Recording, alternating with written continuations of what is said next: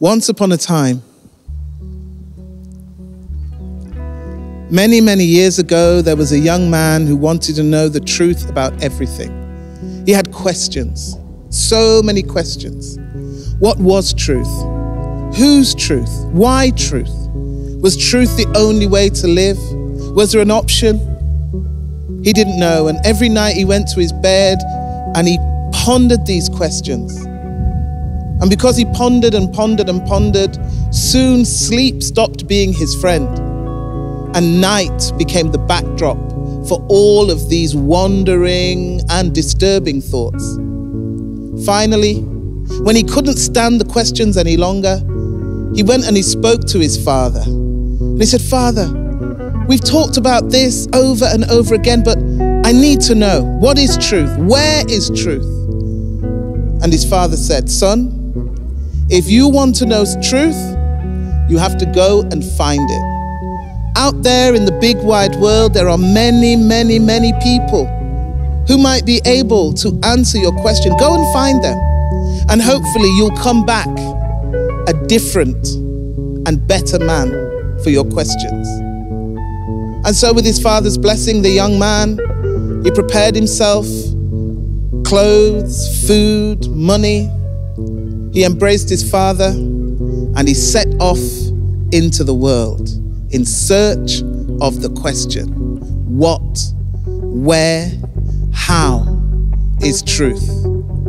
And so he went from country to country, from teacher to teacher. One sent him to this place, another to that place, another to this place, another to another place. And each one of them in their own way said, "We can only answer so much. You have to go and find truth. Go and find her and she will answer all your questions." And so he did. Someone told him that truth lived at the top of a mountain.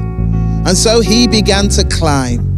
He climbed and he climbed and he climbed, hand over foot, pulling himself up, great effort, perspiration running down the side of his face, dripping down. And with all that effort of climbing and pushing and with the weight of the question upon him, when he finally reached the place the people said that truth lived, he stopped. He stopped at the mouth of the cave and he called in, "Truth? Truth? Are you in there?" And a croaky, old, weather-worn voice said, "Come in, my son." And even though his heart was in his throat, the young man entered the darkened cave. And when he entered the darkened cave, it took a while for his eyes to become adjusted to the darkness. And when they finally became adjusted to the darkness, he saw before him what he did not expect to see. Truth was disgusting. Truth was ugly. Truth's breasts hung down to her knees.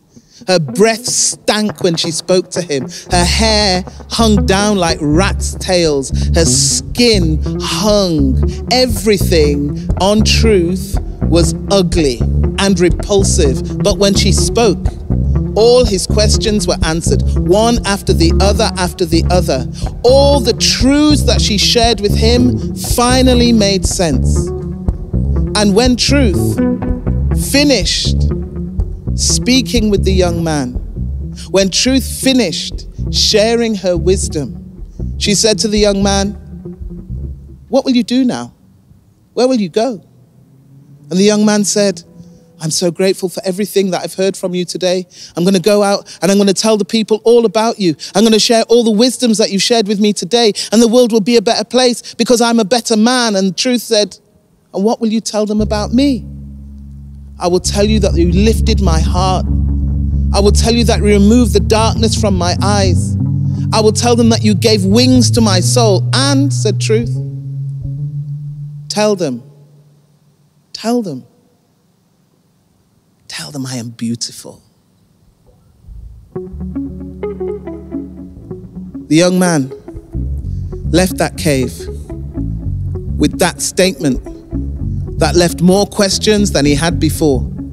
But there was something about Truth that lifted the confusion from his heart as he walked down that mountain with that thought in his head. Truth is disgusting, but she is beautiful. Truth is disgusting, but she is beautiful. Truth is disgusting, but she is beautiful. She is beautiful. She is beautiful. Beautiful, disgusting, ugly. Truth.